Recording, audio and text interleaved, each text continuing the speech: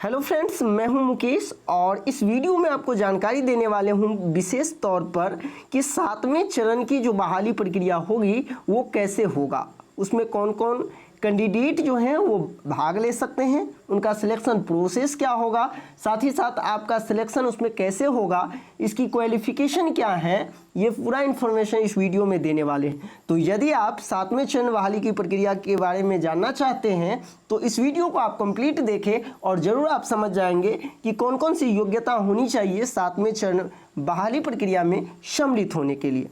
आइए सबसे पहले हम जानते हैं शिक्षा विभाग के द्वारा जो करंट अधिसूचना जारी की गई है, खास तौर पे जो 7वें चरण की जो बहाली प्रक्रिया होगी वो आपको बता दे कि इसी नियोजन नियमावली शर्त 2020 है इसी के अकॉर्डिंग होगा। यानी आपने देखा होगा छठे चरण की जो बहाली प्रक्रिया है वो 2012 के नियोजन नियमावली के तहत बहाली प्रक्रिया चल रही है। वही अब जो 7वें चरण की बहाली प्रक्रिया होगी वो नियमावली 2020 के अकॉर्डिंग होगा। तो आइए नियमावली 2020 के अकॉर्डिंग आपको क्या क्या क्वालिफिकेशन जो है इसके अंतर्गत होना चाहिए। सबसे पहले हम आपको जानकारी के लिए ये बता दें कि इन जो नोटिफिकेशन है, इन जो नियमावली सेवा शर्त हैं, इसे 2020 के नाम से जाना जाता है, अर्थात नियोजन नियमावली 2020 के नाम से जाना जाता है। अब आपको ये भी बता दें कि छठे चरण के बाद बिहार में यदि कोई भी बहाली प्रक्रिया होती है तो नियोजन नियमावली 2020 के अकॉर्डिंग ही होगा। इसके बाद आपको इसमें हम और भी जानकारी आपको दे दे बारीकी ढंग से कि इनमें 3 तरह के शिक्षक होंगे इसके अंतर्गत। पहला प्रखंड शिक्षक और दूसरा पंचायत शिक्षक। इसके अंतर्गत आपको देखने को मिलेगा मूल कोटि के 1 to 5 और स्नातक कोटि के 6 to 8, अर्थात प्रखंड शिक्षक के अंतर्गत 2 शिक्षक आएंगे, मूल कोटि 1 to 5 और स्नातक कोटि 6 to 8, और साथ ही साथ इसके अंतर्गत मध्य विद्यालय के जो प्रधानाध्यापक होंगे वो भी होंगे। तो हम बात करेंगे इसमें 2 ही, मूल कोटि के 1 to 5 शिक्षक बनने के लिए और स्नातक कोटि के 6 to 8 के शिक्षक बनने के लिए उनकी योग्यता, उनका सिलेक्शन प्रोसेस, कैसे कैसे आप जो है उनमें क्या क्या आपको क्राइटेरिया फिल करना होगा, ये सारा इन्फॉर्मेशन इस वीडियो में देने वाले हैं। सबसे पहले आप यहाँ देख सकते हैं कक्षा 1 to 5 के शिक्षक बनने के लिए आपको क्या योग्यता होनी चाहिए। तो इसके लिए न्यूनतम 50% आपको 12th में होना चाहिए, यदि उससे कम है तो फिर आप शिक्षक नहीं बन सकते हैं। ध्यान रखेंगे इसमें उन कैटेगरी के कैंडिडेट को छूट मिला है जो आरक्षित वर्ग से आते हैं। साथ ही साथ इसके लिए आपको बीएड या फिर आपको डीएलएड होना चाहिए, कोई भी डिग्री आपको एक होना चाहिए। इसके बाद यदि आप बीएड और डीएलएड है तो फिर इसमें आपको आपने देख रहा होगा यहाँ कि केंद्र सरकार अथवा बिहार सरकार, यहाँ केंद्र सरकार का तात्पर्य ये है कि आप सीटेट और बिहार सरकार के द्वारा तात्पर्य है कि आप बीटेट। यदि आप दोनों में से कोई भी क्वालिफाई है तो फिर आप इस पर नियुक्ति के लिए योग्य माने जाएंगे। इसके बाद जो है वो 6 to 8 का, 6 to 8 में शिक्षक बनने के लिए 3 तरह के कैटेगरी होते हैं। पहला गणित एवं विज्ञान का शिक्षक, दूसरा सामाजिक विज्ञान का शिक्षक और तीसरा भाषा का शिक्षक। इस भाषा के शिक्षक में भी अनेक तरह के भाषा के शिक्षक होते हैं, जैसे हिंदी, इंग्लिश, संस्कृत, उर्दू एवं इत्यादि। तो इनके शिक्षक आप बन पाएंगे।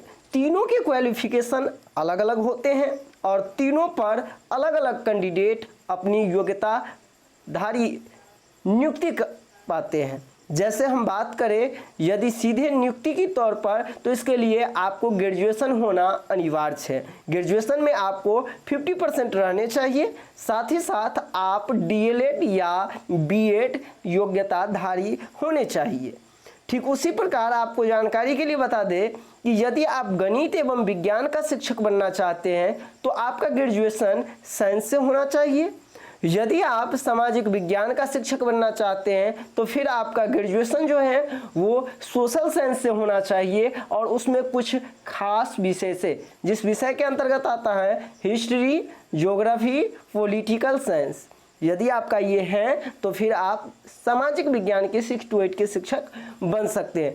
वही भाषा के शिक्षक बनने के लिए आपका ऑनर्स पेपर भाषा उसी से होना चाहिए या फिर आपका सब्सिडी उसी भाषा से होना चाहिए, तो आप फिर भाषा शिक्षक बन सकते हैं।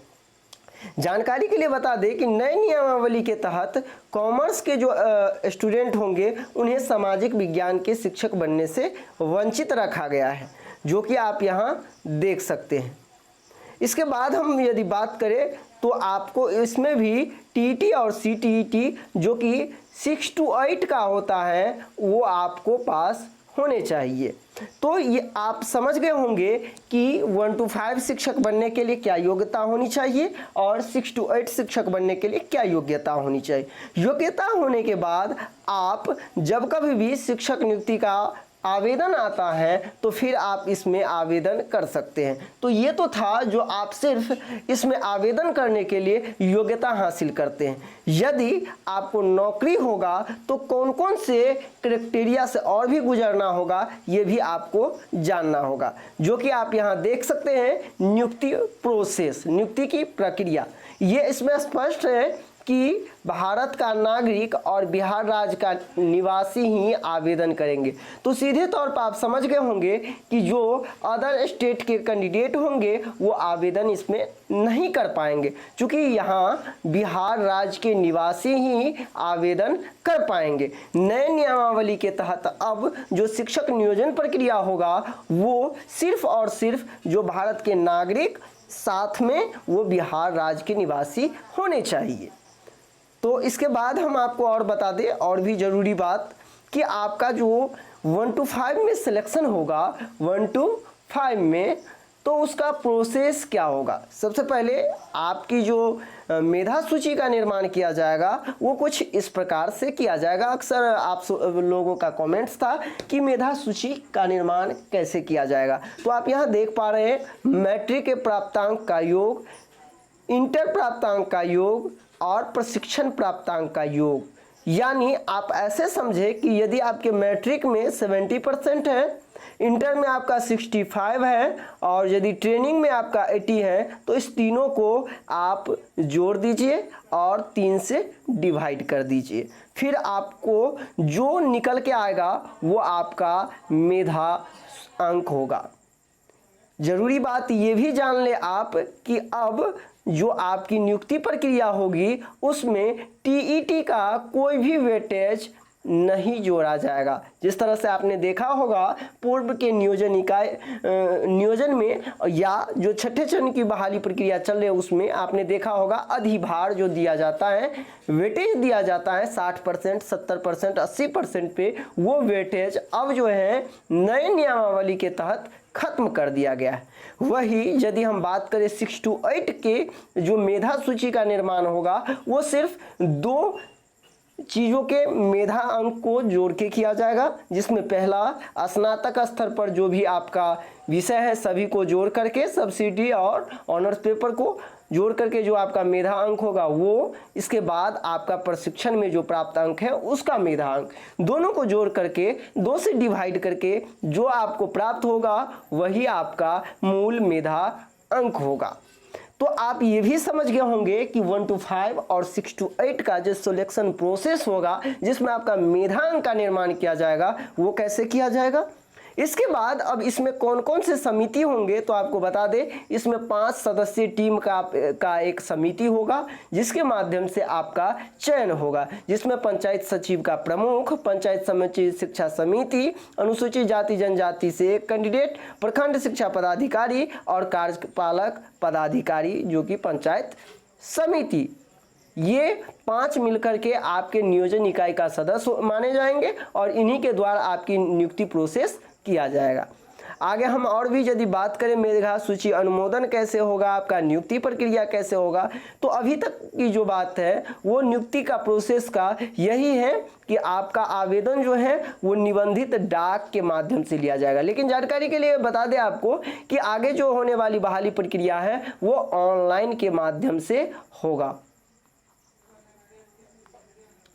चूँकि यदि देखा जाए नियोजन नियमावली में तो यहाँ तो स्पष्ट तौर पे लिखा हुआ है कि आपको आवेदन जो है वो निबंधित डाक के माध्यम से या फिर हाथों हाथ देना होगा, लेकिन आने वाले समय में इसमें शिक्षा विभाग सुधार करेंगे और कहीं ना कहीं आपका जो आवेदन है वो ऑनलाइन के माध्यम से ली जाएगी। साथ ही साथ आप देख रहे हैं जो शारीरिक शिक्षा एवं आर्ट का में नियुक्ति के लिए इसका भी क्वालिफिकेशन दे दिया गया है। मूल रूप से इस वीडियो में हम आपको यही जानकारी देने वाले थे कि आखिरकार 1 to 5 और 6 to 8 का शिक्षक बनने के लिए क्या क्या क्राइटेरिया हैं, आपको कौन कौन सी योग्यता हासिल करके रखना है और इसका सिलेक्शन प्रोसेस क्या है। तो उम्मीद करते हैं ये समझ गए होंगे कि 7वें चरण की बहाली प्रक्रिया यदि होता है तो किस माध्यम से होगा। यदि वीडियो अच्छा लगे तो वीडियो को लाइक करें, दोस्तों को शेयर करें और इसी तरह यदि आप लेटेस्ट अपडेट पाना चाहते हैं, साथ ही साथ शिक्षक बनने से संबंधित कोई भी अपडेट आप पाना चाहते हैं तो इस चैनल को सब्सक्राइब कर लीजिए, जिससे कि सही समय पर सही गाइड आपको मिल सके। धन्यवाद।